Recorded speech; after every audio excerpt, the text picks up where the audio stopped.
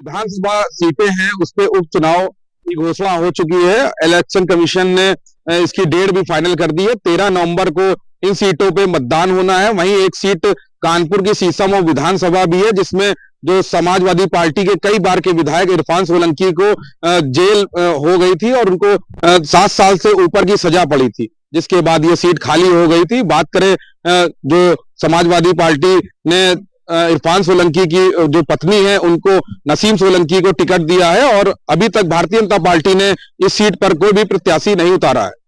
वहीं इन विधानसभा में आचार संहिता लागू हो गई है और सभी पार्टी के जो कद्दावर नेता हैं वो लगातार लोगों से मिल रहे हैं और वोटर को लुभाने का प्रयास कर रहे हैं।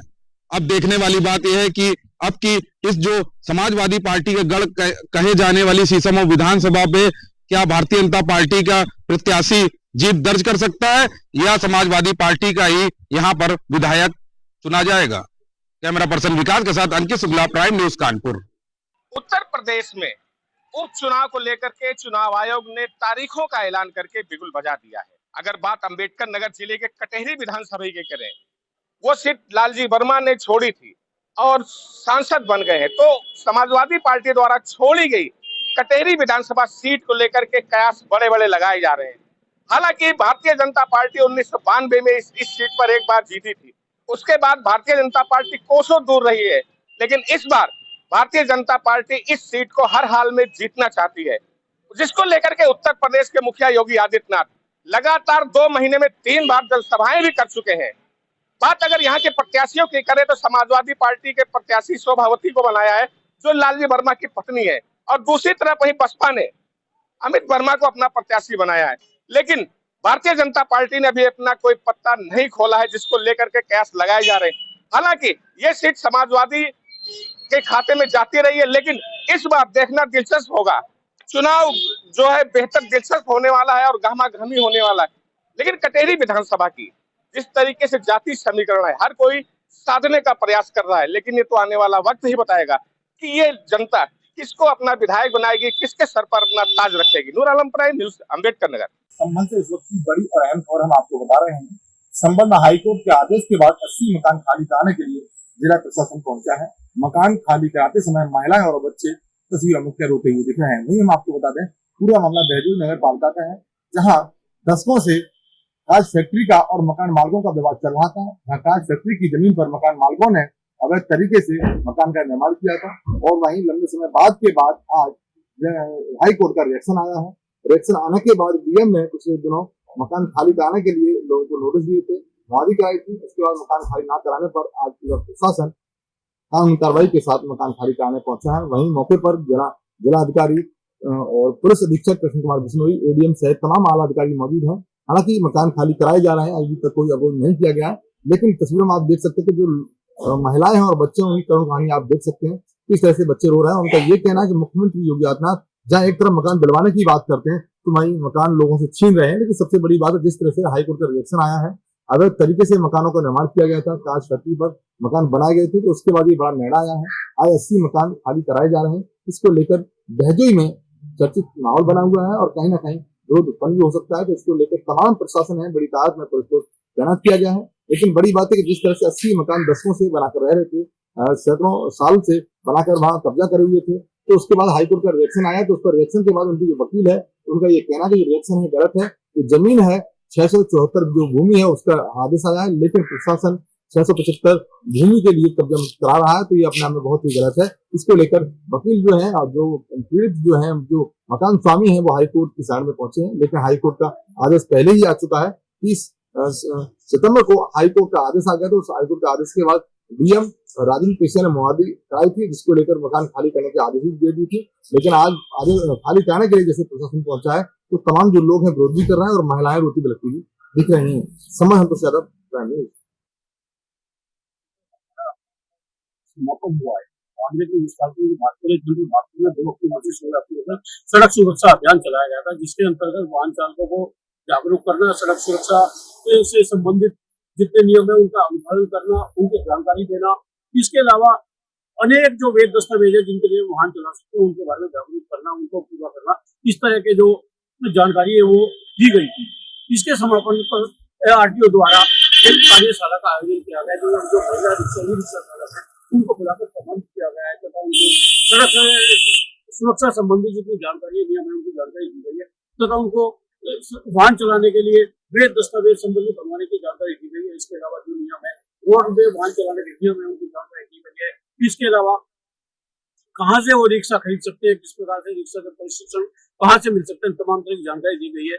इसके सबसे महत्वपूर्ण बात यह है कि जिलाधिकारी बागपत जितेंद्र प्रताप सिंह द्वारा महिला ई रिक्शा चालकों की रैली को हरी झंडी दिखाकर रवाना किया गया है, जो सड़क सुरक्षा अभियान के समापन के अवसर पर निकाली गई थी। इसके अलावा उक्त कार्यशाला में ARTO द्वारा ई रिक्शा चलाने के जो ऋण है वो कहाँ से मिलते हैं, नाबार्ड द्वारा किस तरह की योजना चलाई गई, उन तमाम जानकारी दी गई है तथा इसके अलावा महिला ई रिक्शा चालकों को स्वावलंबन बनाने में प्रोत्साहित करने के लिए उनको सम्मानित भी किया गया है तथा इसके अलावा ARTO द्वारा सड़क सुरक्षा के नियम अथवा वाहन चलाने के नियम तोड़ने पर कड़ी से कड़ी कार्रवाई करने की भी चेतावनी दी गई है। साथ ही साथ जो ई रिक्शा डीलर जिनको भागवत के हैं उनको एक पत्र जारी किया गया है जिसके अंदर उनको निर्देश दिए गए कोई भी वाहन ई रिक्शा सड़क पर बिना रजिस्ट्रेशन न दौड़ पाए।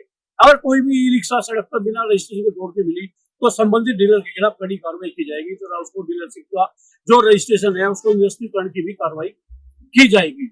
ऐसा आदेश ARTO बागपत द्वारा दिया गया है। इन तमाम जानकारी के साथ तमाम सवालों के साथ सहयोगी कैमरा पर्सन के साथ सुनील अग्रवाल, प्राइम न्यूज बागपत। आज हम खड़े बस्ती जिले के यहाँ पे सोचती हत्ता गुफा कमेटी द्वारा गुफा बनाया जाता जिसमें हजारों की संख्या में लोग आते, प्रतिवर्ष की बात यहाँ पे आते थे, लेकिन इस बार जो है करीब लाखों की संख्या में लोग यहाँ पे आ रहे हैं। और आपको बता दें जैसा कि कल देखा गया, कल यहाँ पे भगदड़ होते होते कई बार ऐसी भगदड़ मची जहाँ पे बड़ी दुर्घटना भी हो सकती थी।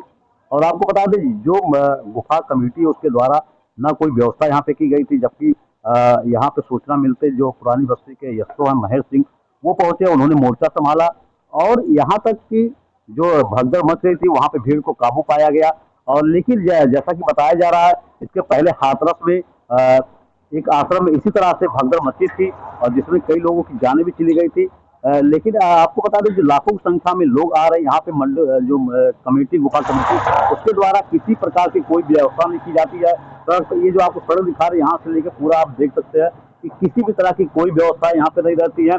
सिर्फ उनके जो 10-20 कार्यकर्ता है वो अंदर लगे रहते हैं, कुछ बाउंसर बुलाए जाते हैं वो लगे, और जो पुलिस का जो है पुलिस प्रशासन गेट पे इधर पीछे गेट पे लगा रहता है, इधर पीछे गेट पे लगा रहता है, यहाँ बैरिकेडिंग यहाँ। लेकिन जो व्यवस्थाएं हैं अगर उनको ज्यादा फोर्स की आवश्यकता है तो गुफा कमेटी को लिख के देना चाहिए कि हमको इतना पर्याप्त पुलिस बल चाहिए जिससे किसी तरह की कोई घटनाएं नहीं। कई महिलाएं ऐसे, कई बच्चे जो कल भीड़ में नीचे गिर गए थे उनके साथ बड़ी घटनाएं भी हो सकती है। और यहाँ तक आपको बता दें लूट खसोट का जो वो मचा हुआ है, यानी आपको बता दें 100 रुपये अगर आप पास ले रहे हैं तो 100 रुपये से लेकर 50 रुपये जो टिकट बताया जाए आपको दिखाएंगे सहयोग राशि, जब देख कैमरा में दिखाएंगे सहयोग राशि काउंटर, इस सहयोग राशि के माध्यम से लाखों टिकट बिकते हैं, पर डे लाखों टिकट बिकते हैं और लाखों की संख्या में लोग आते हैं। सहयोग राशि के नाम पे यहाँ पे वसूली की जाती है।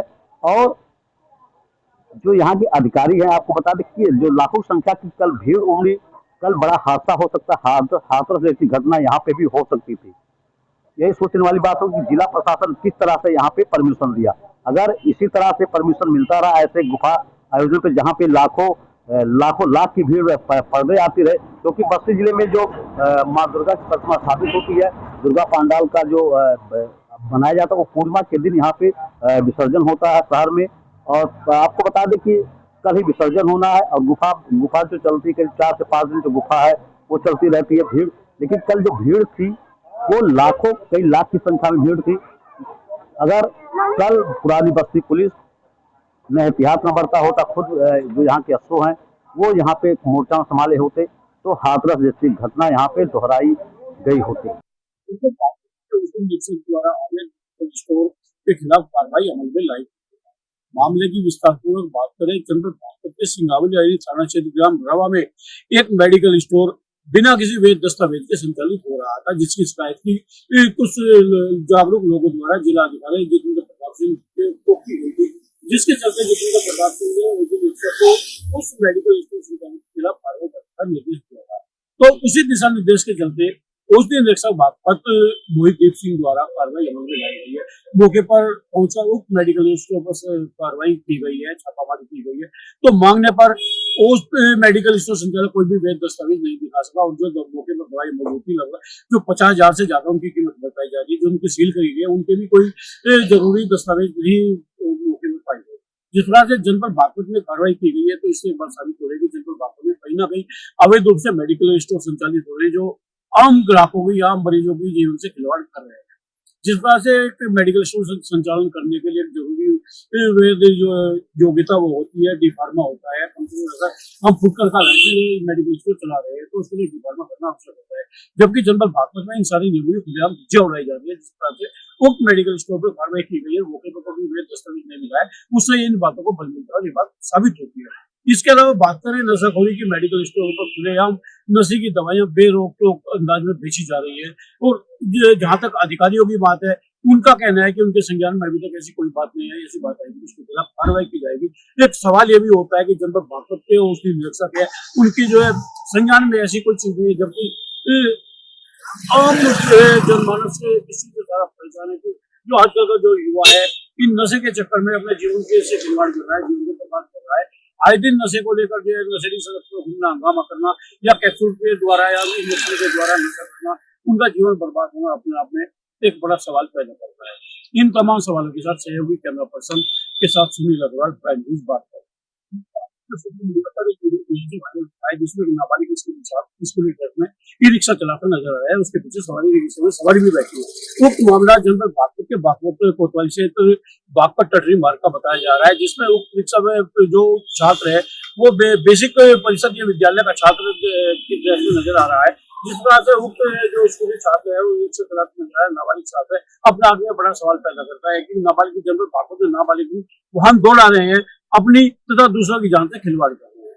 तथा जो इस संबंध में अधिकारी है, वो तमाम आला अधिकारी है, वो आंखें मूंदे बैठे, उनको ये नाबालिग बच्चे स्कूल पर जो स्कूली छात्र है सड़क पर वीडियो में जो वायरल हो रहा है वो नजर नहीं आ रहे, रिक्शा दौड़ाते नजर नहीं आ रहे, वाहन चलाते नजर नहीं आ रहे हैं। सबसे बड़ी महत्वपूर्ण बात है कि जनपद बागपत के हर चौराहे पर ट्रैफिक पुलिस की तैनाती है, उनकी नजर से ये सब सारी चीजें अवैध संचालन कैसे बचता है, अपना आप सवाल पैदा करता है। जिस बात से स्कूली छात्र जो है स्कूली छात्र रोड पर ई रिक्शा दौड़ाता नजर आ रहा है, वो भी स्कूली ड्रेस में, अपने आप में बड़ा सवाल पैदा करता है। उन सारे सवालों का जवाब जो है पंजाब में तैयार है, जिनका जवाब अधिकारियों को देना है। तो स्कूली नाबालिग छात्र इस प्रकार से खुलेआम रोड पर ई रिक्शा जो है दौड़ाता नजर आ रहा है, जिसमें सवारी भी बैठी है।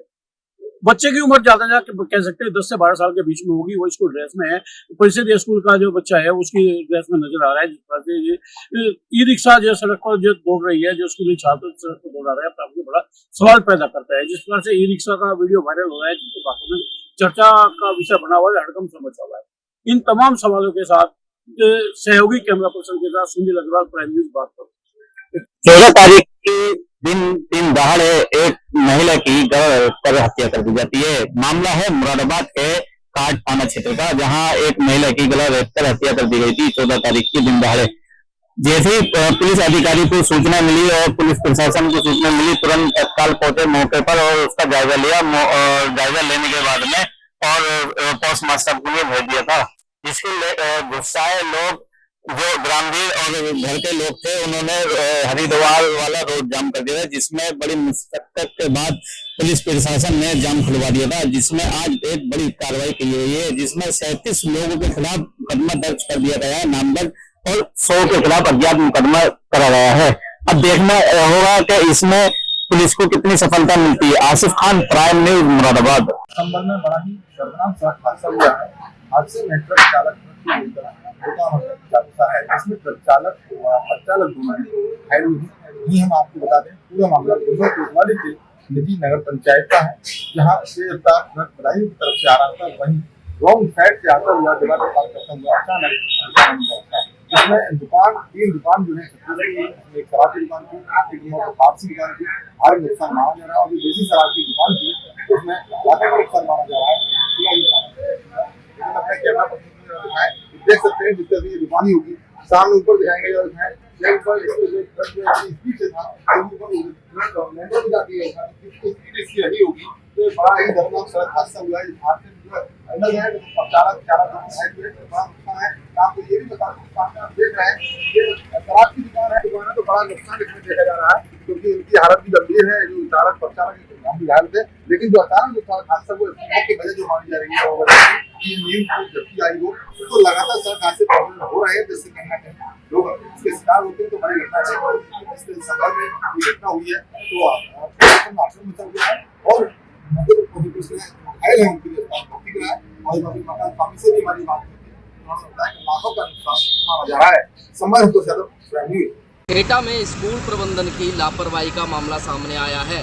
आपको बता दें, एटा के जैथरा थाना क्षेत्र के अंतर्गत जैथरा जो कस्बा है, वहाँ ज्ञानदीप स्कूल में जो ऑटो है, ऑटो में बच्चों को ले जाया जा रहा था, जो कि बच्चे लाने और ले जाने का काम एक ऑटो द्वारा कराया जाता है प्रधान स्कूल की तरफ से, जो कि सुबह के समय जिस समय बच्चे स्कूल जा रहे थे, उसी समय ऑटो के पलटने से लगभग ऑटो में सवार लगभग 1 दर्जन बच्चे घायल हुए हैं। वहीं आपको बता दें 6 बच्चे पूरी तरह से घायल हुए हैं, जिसमें से 3 की हालत नाजुक बताई जा रही है। सूचना मिलने पर जो चीख पुकार मची हुई थी, उसके बाद स्थानीय लोगों ने जैथरा थाना पुलिस को सूचना दी। सूचना के बाद मौके पर पुलिस पहुंची, जहां पुलिस ने सभी घायलों को प्राथमिक उपचार के लिए जैथरा के प्राथमिक स्वास्थ्य केंद्र में भेजा है। वहीं 3 बच्चों की हालत गंभीर देखते हुए एटा मेडिकल कॉलेज में भेजा है, जहां उनका उपचार चल रहा है। आखिर देखने वाली बात होगी, जिस तरह से जो वाहन होते हैं वो रजिस्टर्ड होते हैं या नहीं होते हैं, और जो मानक होते हैं उनके अनुकूल जिस तरह से विद्यालय पालन नहीं करते, ऐसे स्कूलों पर क्या एटा प्रशासन की कार्रवाई होती है। प्राइम न्यूज के लिए एटा से देवेंद्र कुमार। बदायूं में चाचा और भतीजे की एक साथ उठेंगी अर्थियां, पूरे गांव में मातम का माहौल छाया हुआ है। आपको बताते चले, बिसौरी कोतवाली क्षेत्र के स्वरूप नगर और कोट गांव के पास में अज्ञात वाहन की टक्कर से बाइक सवार चाचा भतीजे की हुई है दर्दनाक मौत। आपको बता दें, उभयती थाना क्षेत्र के रेवनाई गांव के रहने वाले प्रेमपाल और नरेश आपस में चाचा भतीजा हैं। प्रेमपाल अपने ससुर को बीमारी की हालत में देखने के लिए कुसमरा थाना आंवला जा रहा था। उसके साथ में उसका भतीजा नरेश भी था। किसी अज्ञात वाहन ने देर रात टक्कर मार दी, जिसमें चाचा और भतीजे दोनों की मौके पर दर्दनाक मौत हो गई है। उधर पुलिस ने दोनों शवों को कब्जे में लेकर पोस्टमार्टम हाउस पहुंचाया है और परिजनों की अपने सूत्रों द्वारा शिनाख्त करवाकर सूचना दी है। परिजन भी रोते बिलखते पोस्टमार्टम हाउस पहुंच गए हैं। परिजनों ने बताया कि प्रेमपाल अपने ससुर की मदद के लिए बहजोई आड़त से 50,000 रुपए भी लेकर गया था, जो पुलिस के पास सुरक्षित रखे हुए हैं। फिलहाल दोनों मौतों से परिवार में और गांव में मातम छाया हुआ है। प्राइम न्यूज अजय पाठक, बदायूं।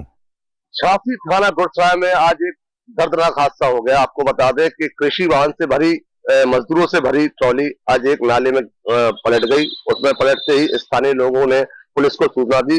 पुलिस ने मौके पर पहुंचकर स्थानीय लोगों के मदद से घायलों को निकाला। घायलों को निकाल के बगल में स्वास्थ्य केंद्र ले जाया गया। स्वास्थ्य केंद्र ले जाते उनका इलाज चालू हो गया, लेकिन चिकित्सकों ने, डॉक्टरों ने बताया उनमें से 3 लोगों की मृत्यु हो गई और बाकी लोगों का अभी इलाज चल रहा है। आपको बता दें, ये तीनों लोग एक ही परिवार से हैं और परिवार में हड़कंप मच गया, कोहराम मच गया। ये तीनों से 2 बेटे और एक पिता बताए गए हैं। आपको बता दें, इस तरीके की घटना ये पहली घटना नहीं है।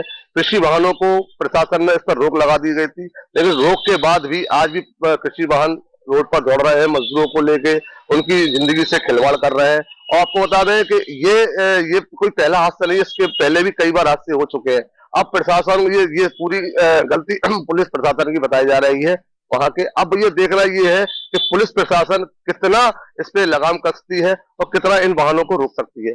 झांसी से प्राइम न्यूज राकेश शर्मा। आप राष्ट्रीय संयोजक अरविंद केजरीवाल ने आज से जनसंपर्क अभियान शुरू किया है, जिस पे बात करने के लिए हमारे साथ कैबिनेट मंत्री कैलाश गहलोत जी हैं, उनसे बात करते हैं। सर, आज जनसंपर्क अभियान शुरू हुआ है, उसको लेकर के जनता को जी जनसंपर्क अभियान का आज ऑफिशियली स्टार्ट किया है और अरविंद जी की जो चिट्ठी है उसको हर घर तक, हर व्यक्ति तक पहुंचाना है। हमारे वॉलंटियर्स हैं, एमएलएज हैं, मिनिस्टर्स हैं, ये सब अब पूरा संगठन अगर आप कहें तो वो फिर अब गली मोहल्ले और हर नुक्कड़ पे आपको मिलेंगे। देखा जाए ये कहीं ना कहीं चुनाव को लेकर के बड़ी तैयारियों को नहीं, बिल्कुल अब तो चुनाव आ गए हैं तो जितने भी पूरा संगठन जो है वो अब फील्ड में होगा, लोगों के बीच होगा, उनकी क्या प्रॉब्लम है उसका हम सोल्यूशन जितना कर सकते हैं। पार्टी को कहाँ पर क्या दिक्कत आई वो हम बताएंगे। हमारे साथ कैबिनेट मंत्री कैलाश गहलोत जी। मैं शालू चौहान, दिल्ली, प्राइम न्यूज़।